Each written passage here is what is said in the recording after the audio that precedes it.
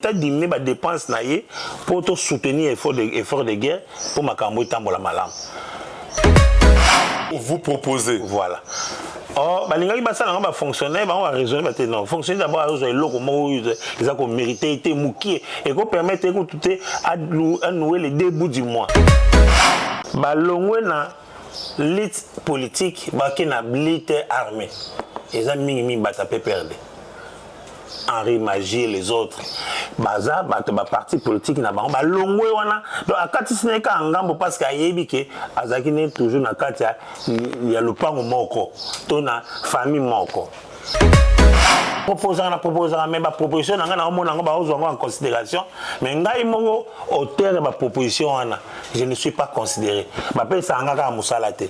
Oui, c'est ils ont ma force terroriste. C'est quoi ba camoufler ngo ba yana contre ba CDP et les autres objectifs vraiment so ba attaquer to ba kitisa alba luka mixage brassage na kata armée ba et comment le moyen à infiltrer les étrangers. Il y a infiltrer les forces étrangères dans la mboka na biso à la fois bakota na vie politique bakota pe na il y a des lignes budgétaires ba pesa na ba asbel ba ONG ba asbel ba ONG pour intervenir en fait que makambu na mboka etambola malamu mais malheureusement ba asbel wana et ça la musa ba musa ba asbel mallette et ça ba na adresse fixité. Asbel Mogoana, Académie sous l'arbre de lutte contre la pauvreté. Ils ont un ministère, il y a agriculture, ils ont un ministère de pêche et élevage, ils ont un ministère, il y a affaires sociales, ils ont un ministère de action humanitaire. Donc, à côté, on peut supposer 35 millions. Côté on peut 34 millions. Na côté on peut 38 millions. Côté on peut 83 millions. C'est-à-dire, au moins, plus de 5 000 associations au bazozoa 90 millions et puis 90 millions on a traçabilité nos oloba exacté pour ça pas si l'état peut simbongo faut IG face à musala place oyo cours de compte mal la ba utilisation mbongo wana sur LKH Soki TV. Culture, société, éducation, découverte. Chers téléspectateurs, que vous allez vraiment nombreux comme d'habitude, nous avons un programme La Voix des parlementaires debout. La Voix des parlementaires debout, ils ont un espace, ils ont un magazine Oyo et Betrabo Masolo Mboka. Oyo expliquera Mboka était Makamboye Bele Oyo, Mokonzi Mboka, son excellence Félix Tshisekedi Tshilombo Azali Kosala, depuis était Azali la tête de Mboka Oyo. Tu as vu que Mokonzi Mboka Salé Bele. Et puis, il peut aller au Sala. Néanmoins, non. La voix du parlementaire debout, il faut tout expliquer. Parce que nous sommes là pour soutenir les actions du chef de l'État et dénoncer là où il y a du mal. Parce que ceux qui m'avaient dit à pouvoir la biso, toko dénoncer. Vraiment, de l'eau, toko beta bongo, ma solo et belé na o etali bongo magasin lo. Toko beta bongo ma solo etali UDPS parce que toko zala invité na biso. Oyazali consultant maison na baki jabo mesanae monsieur Jean Malenga Mongo Mazali Bongo vice-président fédéral de la UDPS Kinshasa Funa et puis coordonnateur national. Il y a un grand mouvement national Bongo na combo les disciples d'Etienne Tshisekedi. En dehors de cela, tu Robert a ma solité bongo décision, il y a ministre intérieur Zwaki, na ministre de la justice. Tu Robert a ma solité bongo Expo Béton parce que Expo Béton il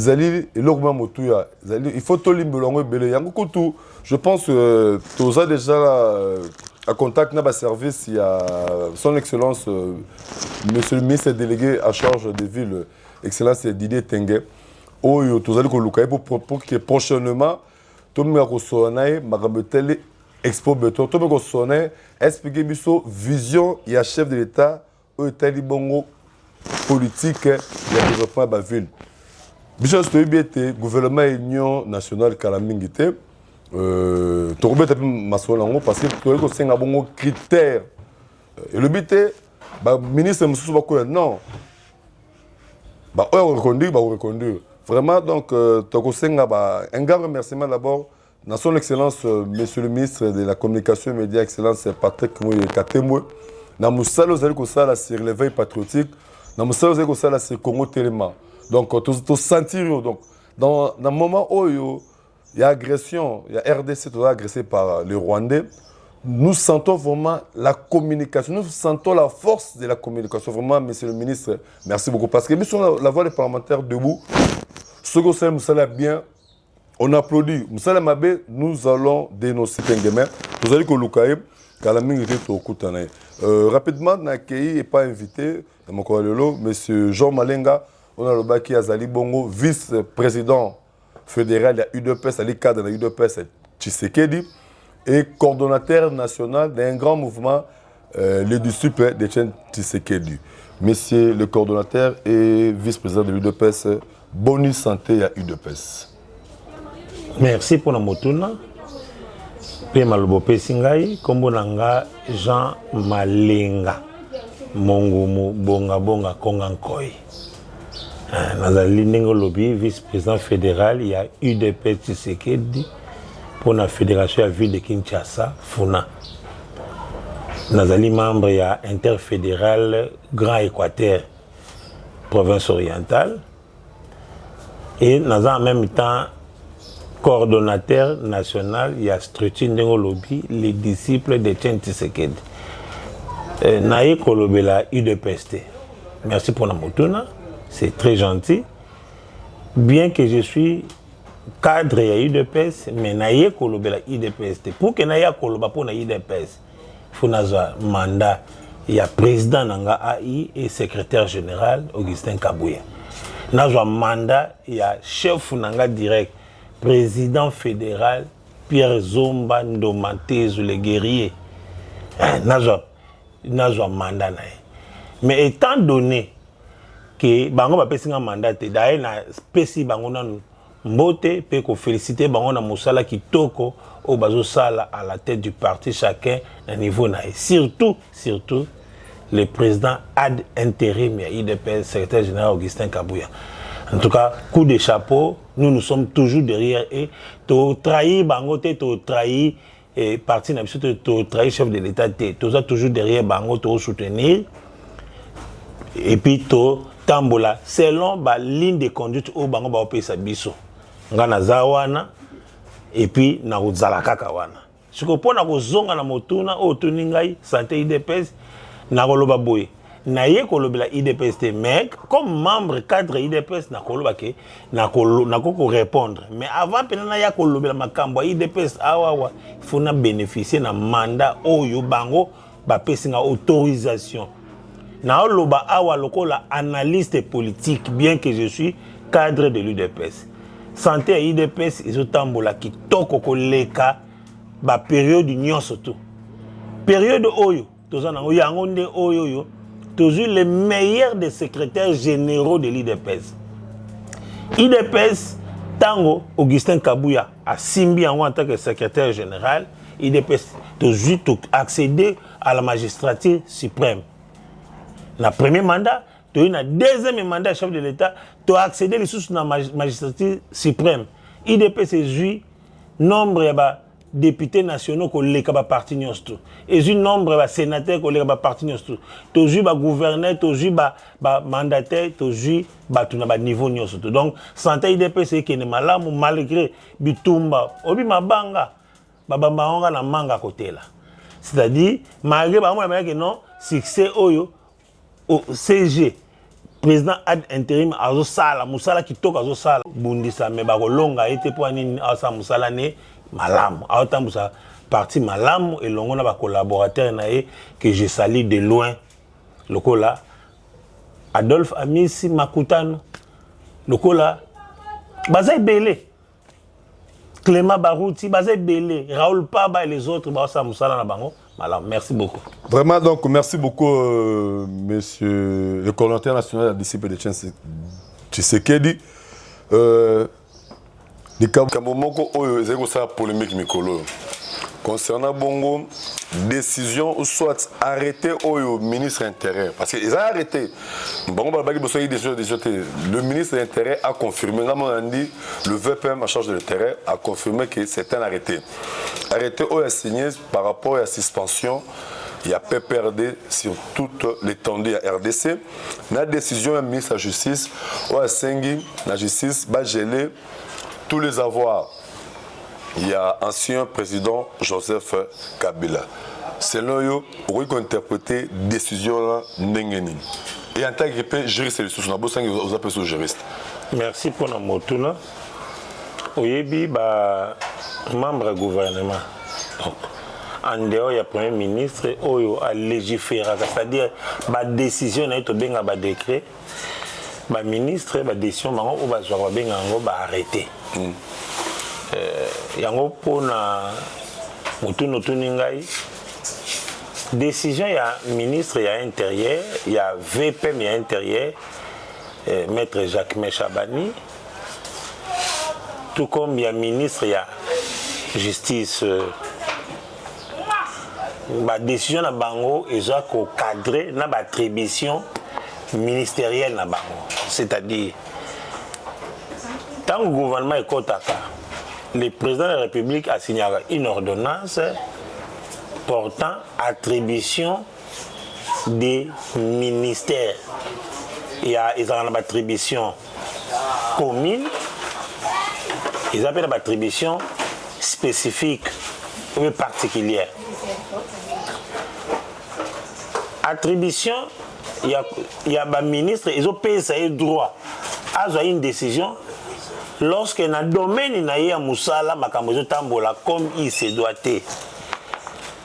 C'est le ministre de l'Intérieur qui a comme attribution l'organisation, le fonctionnement et l'enregistrement des partis politiques sur toute l'étendue de la République. C'est le ministre de l'Intérieur. Il y a la politique, il a la politique de la lutte contre le terrorisme. Ouais. Parce que c'est le ministère de l'Intérieur et de la Sécurité. Oui. Il a aussi comme attribution l'application de la législation sur les armes à feu. Et puis le ministre de la Justice n'a pas d'attribution à la défense des intérêts de l'État. C'est-à-dire, nous avons pas autant d'attribution ministérielle. C'est-à-dire, la décision, on a arrêté ou signé, et ça conformément à l'attribution, on a remarqué que l'intérêt à Mboka est comme menacé. Avant qu'on réponde à ce dossier, il va rappeler une chose. Au moment les lots s'est vanté, biso toza bata M23. Tala na parti politique mingi. Qui sont les membres de parti politique oyo balongwe na lutte politique baki na lutte armée. Ils ont mingi bata PPRD. Henri Magie et les autres. Baza bata parti politique na bango balongwe wana. Donc akati sineka ngambo parce que ayebi ke azaki ne toujours na kati ya lupango moko to na famille moko. Yami balé. Population est baratée. M23, ils ont une organisation congolaise. M23, c'est une organisation congolaise. Il faut pas bandana origine. Kabila, Laurent Désiré, a été soutenu pour accéder au pouvoir par les forces étrangères, Rwanda, Burundi, Ouganda et les autres, bisotoyibi. A même batouana ti na capitale. A normal même Rwandais wana misusu ti na gouvernement. Nana ibi histoire James Kabaré Beto Azaki, chef d'état-major ya armée. Badogosas Bougera. Baza ebele oyo. Voilà. Bazali ba étranger. Ta bazongi na mboka na bango, bazongi pe ba fonction politique non. Étatique na kati mboka na bango na mboka na bango. Siko Kabila Laurent Désiré a prometaka bango makambo ebele. Siko makambo wana tango ya komia wa le nationalisme et ko lataye na ba congolais te bi non a ko prononcer une phrase que j'ai toujours retenue, ne jamais trahir le Congo. Alobaka yango. Mais et Mimelaye makambo ebele. Oh, ces forces étrangères baza toujours na idée wana ya koyeba maloba bakoro bango basignaka na Kabila na pas avec la nation congolaise na Kabila Laurent Désiré balinga ba mettre en pratique yango mona ka bitumba nyonso na STR nyonso tout yo koma Goma te ngala koma Goma na koma tina frontière ya entre Goma na Rwanda babenga côté ya Gisenyi na koma wana ngala koma kuna problème makasi ya makasi penza eza que ba force étrangère wana baluka toujours les émissaires les vrais congolais baluka batia bango lokwa net babimisa bango na première position bango mo baza sima pour que ba attaquer ba agresser mboka na biso. Ce sont des forces terroristes. Et attendez, ils ont ma force terroriste. C'est quoi ba camoufler ngo ba yana contre ba CDP et les autres objectifs vraiment sont attaquer to ba kitisa alba luka mixage brassage na kata armée ba et comment le moyen ya ko infiltrer les étrangers ya ko infiltrer ba forces étrangères na kata mboka na biso à la fois ba kota na vie politique ba kota pe na armée pour ba anéantir système de sécurité à RDC. Ouais. C'est quoi le plus grave encore ezanine ezake na minutes oyoyo ba kutana le 23 mars un mois en anglais mesh 23 ça dit ba kutana le un certain 23 mars ba signer accord pour ba Rwandais pour que ba récupérer parti wana pour ba mettre en application ba accord ba signer kana Laurent Désiré Kabila. Donc ezalaka M23 wana ezalaka une organisation congolaise T une organisation étrangère ou eza comme militaire pour que ba balkaniser ça ba récupérer parti à est ya mboka na biso pe et comment on va gérer à la fois militairement, politiquement, administrativement, même économiquement. Ndi yango to bengaka M23. Donc mutunyo surtout oyo ko se déclarer membre ya M23 to s'allier na M23, c'est-à-dire à quel ko sangana ba force étrangère pour ba boto là. Mais c'est que la décision les deux ministres au Bazui, c'est légal alors. Et ça une décision, et ça ba décision salutaire to benga. Et là pour sauver mboka. D'abord ezali eza ko cadrer na attribution na bango. Donc bango ba sel ka musala na bango. Je pense que côté on a débat suscité. Débattre parce que analyste maison, en dehors, expert en éducation, Azapé juriste. C'est aussi un juriste. Donc, il nous a répondu en dehors là-bas, en dehors, il y a un politique. Mais à Québec, ce qu'on a pour attaquer un juriste. Donc, vraiment, donc, côté on a c'est tout à fait normal. Parce que comment expliquer une personne qui a géré ce pays pendant plus de 18 ans, Sozaki na bolingo mboka oyo, on se retrouver côté ba rebelle. Lorsque le chef de l'État a sengi l'union nationale, l'unité nationale, il a tenu la main à tout le monde. Venez mes chers compatriotes. To fond de Sikamoko, to réfléchir pour l'avenir du Congo. Tant bino bolingité, c'est que bolaxija, ba idée la bino bo petija position na bino. Monsieur le vice-président fédéral a appelé chef de l'État à l'Obaki, gouvernement et union nationale. C'est pour bientôt, quand la militaire Mokozambo, quand on mettre en place un nouveau gouvernement. Déjà, ma constatation c'est là qui, son excellence Eberand Kologele Organzaki, et les gars avec plein succès, Sikoyo, critère Nîmes. Oyo okoyi sengana chef de l'État par rapport à la nomination du gouvernement et l'union nationale. Merci pour la motuna. Avant de répondre, na si sali loba muki na auto loba par rapport loba qui ya guerre d'agression. Na bosana ko rappeler population congolaise ba bango à partir lelo. Guerre wana bobenga ngo guerre ba parcelle. Guerre d'agression il y a est ils allaient guerre ba parcelle en aux années au moins le lo soki au sombi lupango bakopesa o document officiel babengango certificat d'enregistrement yango ndi mteyali lokola document yaka simplement certificat d'enregistrement baenregistre l'état kobotola so baremarke ke na lupango wana osa makambo eza kotrahi mboka bakobotola lupango wana hein ndenge ministère ya affaires foncières pesaka bato badocument batitre hein titre wana to benga ba certificat d'enregistrement ba enregistrer un simple document ya enregistrement na ministère ya mine soko sombi lupango terrain minier bakopesa yo pe certificat d'enregistrement et puis lupango o sombi pour osa l'exploitation minière ba benga ngo carré minier donc moto lokola nanga yebisanga Azaki président Senia a proclamé les résultats calmement sans qu'il va forcer. Siko yebisanga so azobunda pour quelle raison? Le président ad intérim IDPS à lobaka ngo déjà so bolobi na nanga tema kelebo biseka ka carré minier. So aobunda pour nini ba remarquer que yo ba pesio mikanda lupango.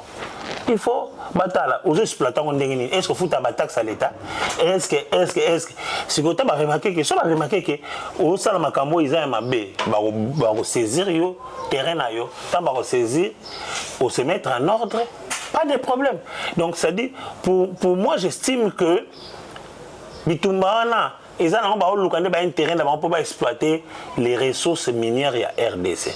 Si on a zongi na moto notuningai par rapport critères, il y a gouvernement, il y a union nationale. D'abord chef de l'État a lutté contre premier critère le gouvernement doit être basé sur la méritocratie. C'est-à-dire mutu oyoyo azana la mérite. C'est-à-dire azali un technocrate mutu oyoyo ayekoli makambwana yebi makambwana nde bokoko placer ye lokola ministre na domaine wana na pas exemple boko soit jamais un agronome botiaye ministre ya finance pour ça la makambo oyo ya yebité boko soit jamais un juriste botiaye ministre ya enseignement et primaire et secondaire, il faut besoin un enseignant. Est-ce que parmi les enseignants au bazar d'expérience, il n'y a-t-il pas des personnes capables de bien gérer? Il y a un couteau, il y a d'ailleurs prévu tel marmongo. Il y a un expert en matière de l'éducation. Proposition à son excellence, monsieur le président de la République, dans le secteur éducation concernant ce gouvernement autorisé la réunion nationale. Il y a une réforme que vous pouvez proposer au chef de l'État sur le plan éducationnel dans ce gouvernement autorisé autorisant l'attente de la réunion nationale. Il y a une question, une proposition, on a proposé. On a proposé une émission. On a proposé une émission à Sango. Otobengaka boso na politique na ayambanga na sala ba proposition na kenda na ba top Congo na proposa mais ba proposition nga na omona nga ba ozwa en considération mais ngai mongo auteur ba proposition wana je ne suis pas considéré ba pesa nga ka musala te oui c'est vrai na ko proposer na oyo lobby na proposer belé nga na proposer belé. On est c'est pas l'éducation du gouvernement union nationale proposition au bon proposition en tant que congolais et puis voilà. En tant qu'un spécialiste en matière de l'éducation. Voilà, en tant que congolais peut expert en sciences de l'éducation n'a qu'à proposer boy. Tout ça lokola na gouvernement ya Lumumba. Dans le gouvernement Lumumba, on n'avait qu'un seul ministre de l'éducation nationale. Au moins, tous les cas qui n'appellent ça qui proposent avec tous les ministère moko éducation nationale, bon ministre de l'éducation nationale, Azalande Namba, 4 vice-ministres moko ya enseignement primaire et secondaire et technique, moko ya enseignement supérieur universitaire, moko ya formation professionnelle, et moko ya éducation et non formée. Il faut éducation non formée et comme un vice-ministère. Parce que l'enseignant a fait sa cours dans le domaine wana, azaka ndenge mo na enseignant a fait sa cours dans EPST. Bana bango nyusu ba former bana ba sala test de fin d'études primaires to benga TENAFEP to ENAFEP. Bango nyusu ba ça mais au mona oyo aza conseil comme enseignant, l'autre aza conseil comme enseignant. Donc s'il vous plaît monsieur Malenga, Na côté proposé par rapport à l'éducation non formelle, moi je vous donne raison pourquoi. Vous savez, le Congo, tout subit, d'abord, tout subit génocide. Sauf sur la partie orientale du pays, pas génocide, c'est Makassi. Beaucoup d'enfants n'ont pas eu l'accès à l'éducation normale. Mais grâce à l'éducation non formelle, ce sont des Congolais. On peut les rattraper facilement. Donc il faut un ministère ou un vice-ministère qui s'occupe de l'éducation non formelle. Franchement, proposition dans ce pays, plutôt aussi dans le Mokozamboka, a tenu compte de la proposition Yaboué. Mais prochainement, on doit organiser une émission sur l'éducation. Vous savez, le premier bataille du président de la République, c'est d'abord l'éducation. Oui. C'est l'éducation. Mais tout le monde est mon chef de l'État à saluer fort. Mais la tête du ministère, ce sont eux qui ont encore tué ce secteur de l'éducation. Mais, monsieur Zali, monsieur le coordonnateur national, Mokonza Mboka a pris une décision par rapport à la réduction du train de vie des institutions, par rapport à l'effort de guerre. Mais tu as constaté que Bango puisse se baser dans le ministère par rapport aux frais de fonctionnement, tout cela. Tandis que, sur la loi de finances, si vous allez belé, la réduction, tout le monde rappelle. Traçabilité dans le côté, faisabilité dans le côté, pour que l'annexion en effort de guerre. Oui, merci pour la moto. D'ailleurs, Naza Awa, la loi des finances, il y a beaucoup de loi des finances. Beaucoup oyo ils allaient régorger en son sein toutes les prévisions budgétaires Yamboka parce que Ebimaba publie chaque année. Quand on publie en bâti, la dépense c'est que salama, et la dépense il y a rémunération, et la fonctionnement, et la achat, et la donc nous surtout la dépense nous surtout en boka et quand ils ont la katia, même salaire il y a ba soda ils ont la katia, salaire ba enseignant na katia, salaire il y a ba militaire, il y a ba infirmier, il y a ba médecin, il y a ba fonctionnaire nous sur là, dépense nous sur au salama, au ba ko sala ba sala un achat, déplacement, mission de service, tout ils ont la katia wa kakawa na beaucoup oyo. Sur Otali ango, il y a une rubrique, une grande partie na beaucoup oyo rubrique mon akata beaucoup oyo et l'obéli c'est les interventions sociales et économiques surtout yango na ba onge na ba sibel tambo belé donc elle est concernée les lobabi oui il faut qu'on réduise le train de vie, c'est-à-dire l'État diminue les dépenses pour soutenir l'effort de guerre pour makambo tambola malam.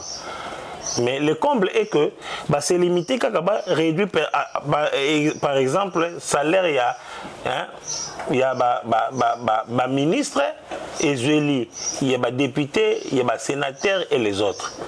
Maintenant qu'est-ce que vous proposez? Voilà. Oh, balinga basala nga ba fonctionnaire ba on va raisonner maintenant. Fonctionnaire d'abord à lo comment ils ont mérité été moukié et qu'on permettre que tout est à nouer les débuts du mois. Bon quand elle souvent les passe, on va réfléchir coup de chapeau à son excellence VPM Jean-Pierre Liaou, na ba syndicaliste nion surtout en tout cas coup de chapeau. Coup de chapeau au chef de l'État parce que au comprendre ba fonctionnaire au sungi ba comment moukié ba zo ana ba continuer nango. Mais excellence mais c'est le chef de l'État. On a des analystes politiques au yoyebi. Yoyebi ngana IDPS depuis toujours. Ngana auto kutana to solo là déjà comme moi mingi avant votre accession au pouvoir. Même après aussi. Bah après to kutana mais to solo là té. To pesani kaka mbote na po yambaka biso, to pesani mbote c'est tout. On n'a pas eu le temps de causer. Na ye ko pesa makanisi. Ata bobo na mina opesa nga musala mais boyo kata makanisi ata ya pamba makanisi yango ezani ezake baba opesa musala ndeni Moi-même, mes abos, dans le lobby, Non. bon, voilà, chapitre 1 de mon panzi. Dans le lobby, attaque, na mboka nanga, il y a servi, ngate, ko utiliser, ngate. Pour ça, nanga, la canine, na mboka nanga, utiliser, na zaba, mayele, on a la yebi, on a za nango. Rapidement, la proposition, parce que dans la TV, proposition, nanga, yali bo. Na kati ya beaucoup oyo, excellence, monsieur le chef de l'État. Il y a une rubrique sur les interventions sociales et économiques. Dans il y a rubrique on a intervention sociale et économique. Chaque année, bah réservoir, bah attribué il y a des lignes budgétaires, bah PESA, na bah ASBEL, bah ONG. Ba asbel ba onge pour ba intervenir en fait que makambuna mboko etambola malamu mais malheureusement ba asbel wana et ça la musa même si vous avez asbel malette et ça ba na adresse fixité et ça au moins ka asbel mbongo voilà c'est des choses à dénoncer na prélevé qui asbel moko wana académie sous l'arbre de lutte contre la pauvreté et ça na ministère il y a agriculture et ça ministère pêche et élevage et ça ministère il y a affaires sociales ba ministère action humanitaire donc à côté bah PC à supposer 35 millions côté bah PC 34 millions na côté bah PC 38 millions côté bah PC 83 millions c'est-à-dire au moins plus de 5000 associations au bazozoa bah 90 millions et puis bah 90 millions on a traçabilité aux autres exact pour ça pas si l'état peut simbongo faut IG face à musala place oyo cour de compte balande baitake utilisation en bongo wana mutonga salé la nini bosi bazombo pour chef de l'état zo luka gouvernement zo luka mbongo to ko zo mbongo wapi po ba nouvelle unité o ba futa marate ba futama ba soda ba soutenir bango. Tout bon, cette situation sociale, il y a des médecins, des infirmiers, des enseignants. Tout le monde, nous avons un budget, une grande partie, il y a un bon biso et qui est asbel, ONG, il y a des mallettes, il y a des combos, il y a des musala, il y a des banité. Asbel, mon attend la biso, il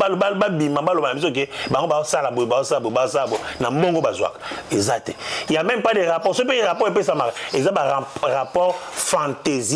Donc pour nanga ba supprimer ba location ba supprimer ba ligne budgétaire au ba pesa bango ils a ebele ba peut-être qu'on sait même une émission particulière et d'ailleurs je pense monsieur le coordinateur national de la distribution Sekedi biso de cette investigation biso la voix des parlementaires debout to conseil d'investigation la biso nous allons citer les noms de ces aspects là oyo bango bazali qu'on bénéficier d'un bon moment et puis l'IGF ça vraiment merci beaucoup monsieur le coordinateur national mot de l'affaire pour mon collègue parce que d'abord ils ont analysé ces maisons et la voix des parlementaires debout bon merci pour na malobo pesinga ils ont maloba ya soukate pour tous attendons nous surtout ngana ko pesa merci na nzambe mobateli surtout na toza na période ya Pâques na souhaité ba fête bonne fête nanga ya Pâques et pas ya chef de l'État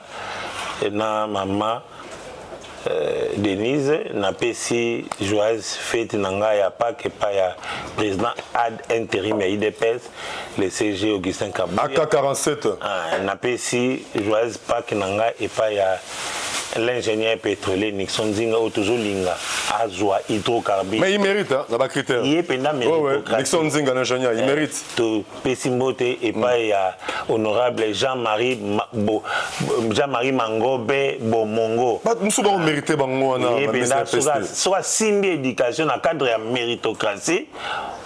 Wana donc coup de chapeau wana makambo kitoko. Na Pessimbote na Libota Nangai, Mobimba, na tous les disciples de Etienne Tshisekedi, et Sikabazwami, na ba province Nyonso, na Mikilapoto, awa na Kinshasa, partout na Pesi Bango, Mbote, avec Dieu, te convaincre, avec Dieu, te okende liboso. Ataba to ba bongisi biso, mais son nzamba lingi, te kokoma toujours. Merci beaucoup. Vraiment, merci beaucoup. Donc, minga lobezalité, to ko bon na suka pona lelo, ba lobby congolais Téléma. Soyons vigilants, soyons tous derrière le chef de l'État, tout l'éveil patriotique côté Kamboka, tout le monde est bon balasima, Toujours Fachi Béton, quoi. Sur LKH Soki TV.